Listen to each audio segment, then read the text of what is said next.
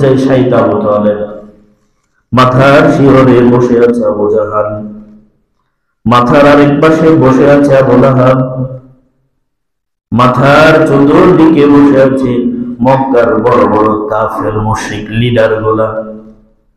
রাসূল দরজার সামনে দাঁড়াইলেন। চাচার অন্তিম মুহূর্তে বড্ড বেশি কষ্ট হচ্ছে, রাসূল অনুধাবন করলেন। দরজার পাশে দাঁড়ায় আল্লাহর রাসূল, চক্ষু থেকে অশ্রু জড়ায়া গড়ায়া পড়ছিল। আল্লাহর নবী অশ্রু সজল নয়নে তাকায়া আবু তালেবের দরজার সামনে দাঁড়ায়া ডাক দিলেন, চাচা একটাবার শুধু বলেন লা ইলাহা ইল্লাল্লাহ হুজ্জাতুল লাকা ইনদাল্লাহি ইয়াউমাল কিয়ামাহ। চাচা বেশি কিছু বলা লাগবে না, একটাবার বলেন শুধু লা ইলাহা ইল্লাল্লাহ। চাচা একটাবার মাত্র বলেন, একটাবার জবান দিয়ে বলেন লা ইলাহা ইল্লাল্লাহ।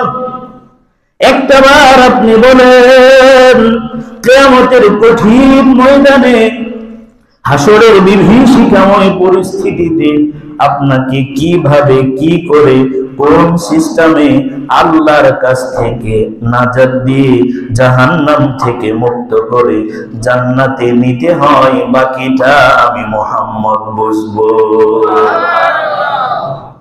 আবু তালেব মুহাম্মদকে ডাক দিয়ে বলেন, ভাতিজা অন্তিম মুহূর্তে আস্তে আস্তে নিচু আওয়াজে আবু তালেব বলেন, ভাতিজা 42টা বছর তুমি আমার সাথে ছিলে। সুবহানাল্লাহ। কয় বছর? 42টা বছর তোমার লালন পালন করেছি। কোন কাফের মুশরিক আমার সামনে তোমার গায়ে টোকা দেবে এত বড় স্পর্ধা মক্কার কারো ছিল না। মুহাম্মদ শুরু থেকে শেষ পর্যন্ত যত কিছু করলে, যেই মালিকের দাওয়াত দিলে, যেই কোরআনের দিকে মানুষকে ডাকলে, আমি আবু তালেব মনে প্রাণে জানতাম তুমি যেই দিকে মানুষকে ডাকো সেই দিক হলো জান্নাতের দিক। মুহাম্মদ রে বিশ্বাস করো, আমি তোমার কালিমা পড়তাম। ভাতিজা আমি তোমার কালিমা পড়ার খুব ইচ্ছা ছিল, আমার অভিপ্রায় জাগে তোমার কালিমা পড়ে তোমার চক্ষু গুলারে শীতল করে দেই।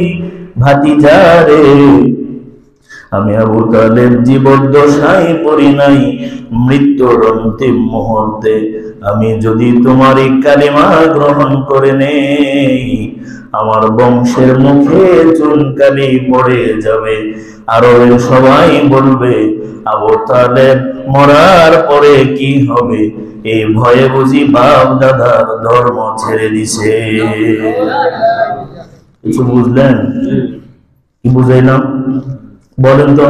এমন কি ক্ষতি হইতো আবু তালেবের শুধু এই কথাটা মুখ দিয়ে বললে লা ইলাহা ইল্লাল্লাহ। আমরা কি তাসবিহ হাজার হাজার জিকির করি লা ইলাহা, আর এই শব্দটা কেন আবু তালেব মুখ দিয়ে বের করলেন? কেন বের করলেন না? প্রশ্ন। আবু তালেব বুঝতো যে এটার ভিতরে কি আছে। এই কথাটা আমি বয়ানে আরো বলছি, আমি আপনি বুঝি না এর ভিতরে কি আছে। আবু তালেব বুঝতো বিদায় মুখ দিয়ে উচ্চারণ পর্যন্ত করেন। কি কথা বুঝতেছেন?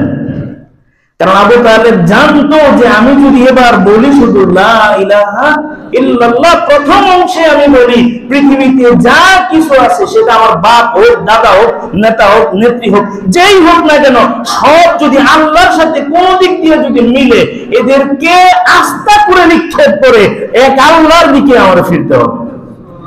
সেই জিনিসটা তার বুঝে আসছে, এ কারণে সে বলে না এই কথা।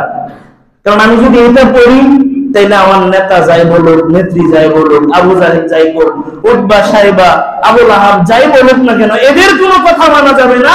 মুহাম্মদ যা বলবে তাই মানতে হবে, কারণ মুহাম্মদ যে আল্লাহর দাওয়াত দেয় সেই আল্লাহ হক এবং সত্য।